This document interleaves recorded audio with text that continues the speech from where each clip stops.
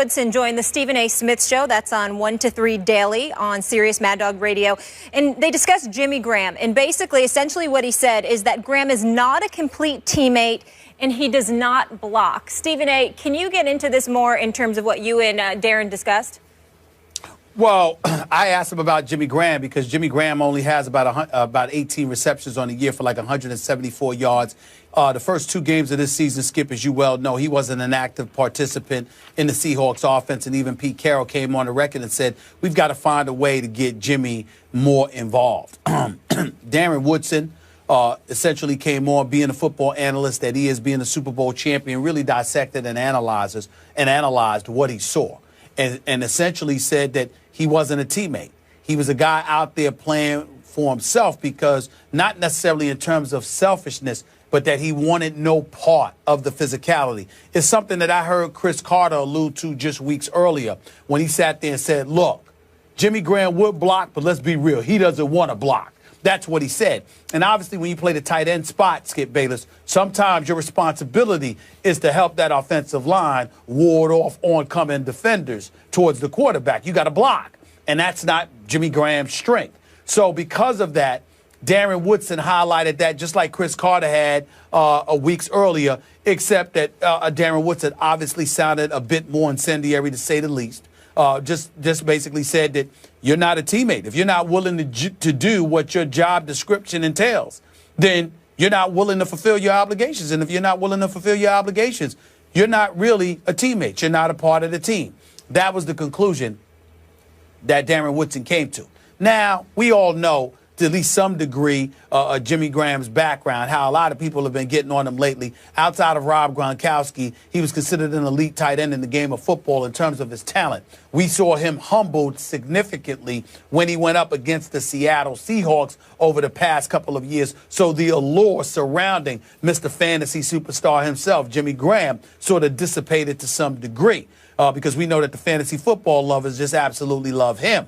But then he ultimately gets traded from, New Orleans to Seattle. And you're thinking, well, he's supposed to shine in this particular system. That has not been the case. And so it's been open season on him. Then now you see these stories coming out, talks about his background, talks about foster care, talk about being abandoned by his mom, talk about some of the things that he had to endure. So to call him soft in any way seems sacrilegious and idiotic. But in the end, what it comes down to is this, in my estimation, Skip. The problem with Jimmy Graham is that Jimmy Graham is a tight end that does not view himself as a tight end. Jimmy Graham sees himself as a wide receiver. Remember that beef he had with New Orleans a couple of years back when he was looking for additional dollars. He was saying, I'm not a tight end, I'm a wide out. And I guess it was the arbitrator, whomever it was, had declared that, no, you're a tight end, just like the New Orleans Saints says you are. And so they went from there because he was using it because apparently some money's allocated for particular positions and what have you. So that's what happened with that. But in the end, I think that Jimmy Graham is still a big-time talent. I think he's somebody that could play the game of football very, very well. I think it would behoove Pete Carroll, Darrell Bevell, and the Seattle Seahawks offense led by Russell Wilson to get this man more involved, because the more lethal Jimmy Graham becomes offensively, the more of a problem Seattle's offense is going to cause for opponents. With beast mode Marshawn Lynch, with Lockett and those boys, I think they can make some noise. But obviously, people are down on Jimmy Graham right now, and Darren Woodson is definitely first and foremost on that list. Yes, he is. Stephen A., as you know, I covered Darren Woodson when he was a Dallas Cowboy. He was as tough a safety as I've ever been around in my many years covering pro football. So I get where his heart is on this matter. He's basically saying, I wouldn't want that guy in my locker room on my team because I don't like the contribution that he's bringing. He's not giving what a football player needs to give at that position. And I don't want to be too hard on Darren, but you're right. There's an identity crisis here going on with Jimmy Graham because he does not consider himself playing that position. He doesn't think of himself as a tight end. Remember, at University of Miami, he was more basketball player than football player. He played all 4 years of basketball, only 1 year of football.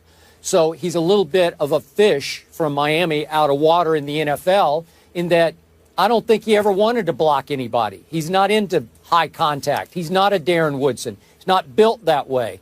And so I ask all the analysts, what did you expect of him? Because you made the point, Stephen A., as they went through arbitration. The stats showed from last season in New Orleans that Jimmy Graham lined up as an inline tight end only 33% of the time. That meant that he lined up in line 291 times. All the other times he was in the slot or split completely out wide, 486 times. So I thought he had a good case that he's much more hybrid wide receiver than he is pure tight end. So when he got to Seattle, you and I talked about, man, how are Cam Chancellor, Richard Sherman, all the rest in the Legion of Boom, how are they going to accept this? Are they going to be able to toughen him up in practice? Well, so far, not so good. Now, do they resent him? I don't know. I don't have any idea. But he's so far having a hard time fitting into the Seattle offense, and it may be a little bit because there's some resentment that he doesn't do the dirty work, as Darren Woodson said. But I don't think he's capable. I don't think he's built to do the dirty work. I think they just have to accept him for what he is and isn't. Well, I think they have to remember the number one reason they brought him to Seattle. Bottom line is they didn't bring him to Seattle to block. I understand that's part of his responsibility, but they didn't bring him to Seattle for that.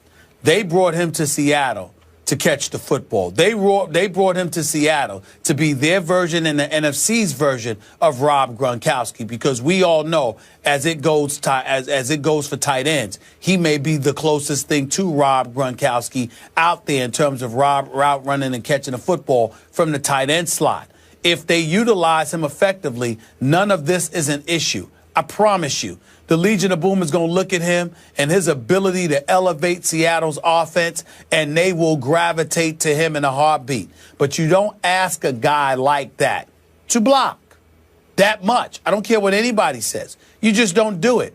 Because not only does he not want to, but he's not built for it, okay? He's a big boy, but he's not big and rugged like Rob Gronkowski. He's just tall and athletic. There's a difference. And when you have somebody like that, you've got brawlers and you've got boxers. He's a boxer. He's a finesse guy. He's gifted in skill. I agree. There's no rough and ruggedness to him. He might be internally stronger than they're giving him credit for, but he's not a rough and rugged kind of player. He's more finesse and skilled. And when you know that, you can't put him in a position where you're asking him to be Rough Riders. I do understand, though, where it's coming from.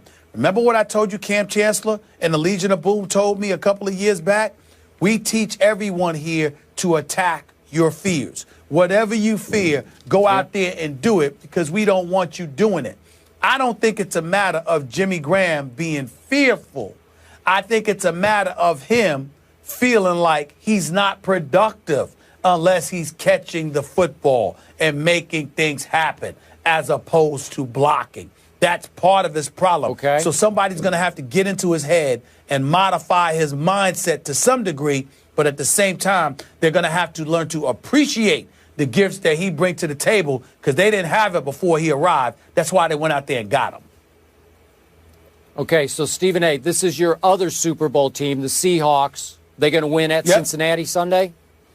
I believe they will. Their offense is giving me no reason to believe that, but I think that they'll come alive and they'll show up for this game. Cincinnati's very good. They're very gifted. You know, I have no faith in them in the postseason, but I think they're legit in the regular season. But they're not going to go undefeated. I think they're ripe to be had. I think that defense is big time, but I think Russell Wilson could do some things against them, and I think the Legion of Boom is going to rattle Andy Dalton. I think as pretty and as nice as he has looked throwing the football, I think he's going to be made to be very, very uncomfortable this coming Sunday.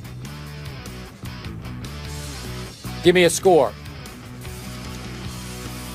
I'm going to say Seattle 22, Cincinnati 20. Really? Okay, so you at least have it close. It's going to be close. I completely disagree with your take. I believe that your Seahawks stole a game on Monday night, short turnaround on the road to Cincinnati. They were very lucky to get out with their, 2-2 life after Monday night. Should be 1-3 going to Cincinnati. We both agreed that we didn't love some of the things we saw offensively. Russell Wilson turned the ball over a couple times. Then the defense giving up a near 91-yard touchdown drive, nearly to end the game. Not a great sign. Cam Chancellor still trying to sort of find his way back into the Legion of Boom. Obviously slightly rusty here and there, though he made a great play that looked like it had saved the game until the bat out of hell play occurred. So I'm going to go with Cincinnati here because I'm starting to believe in the Bengals. I did not even have them in the playoffs, but my eye test is telling me they have a different level of self-confidence this year than I've seen in the past. Last few years, they have roller coastered all the way through the year, and maybe they still will. Maybe this will be the start of a decline. But I like the way Andy Dalton is carrying himself. He seems to be playing with a much higher level of self-confidence than I've seen in the past. So after what they did, just obliterating the Raiders on opening day at Oakland, they went and won at Baltimore. I'm going to go with them. I got a close score, too. I got 21-17 Bengals over your Seahawks. Well, I'm going to tell you this much. Andy Dalton has looked incredibly impressive. He's completing 67% of his passes. He's only thrown one interception on the season and 9 touchdowns. You know, his QBR is at 87, which is really, really great. It's better than most quarterbacks in the league, if not all of them. And then when I look at Giovanni Bernard and Jeremy Hill, I give a lot of credit where credit is due. And, of course, A.J. Green is one of the top 5 receivers in the game of football. And this defense is no joke either. But I do believe, Skip Bayless, that it may very well be too good to be true. Andy Dalton, in my opinion, can't continue to play this way. I could be wrong, but I don't believe it. What I would say is this. I want to give Marvin Lewis, who obviously I've called out on many occasions, I want to give him credit and be fair to him for the outstanding job that he's doing thus far. I also want to take a moment to give major props to Hugh Jackson, an individual who should have never been let go by Reggie McKenzie as head coach for the Oakland Raiders, who's now the offensive coordinator in Cincinnati, who I think is doing an outstanding job in terms of reshaping the makeup, the mental makeup of the Cincinnati Bengals, particularly, obviously, on the offensive side of the ball. They're coming after people, and I haven't seen them do that like this in all the years that Marvin Lewis has been there. So I'm going to give Hugh Jackson a lot of credit for what we're seeing from Andy Dalton and the rest of that offense now, not because of their abilities, but also because of their mindset. They are coming after it. They are constantly on the offensive, and I like that mentality. Agreed. Stephen A. has Seattle, Skip has Cincy, both expecting a close one. Jimmy Graham, obviously a highly talented weapon, yet to fit in with his new team. This situation personally reminds me a lot of DeMarco in Philly. Coming up, speaking of special talent, Manny Pacquiao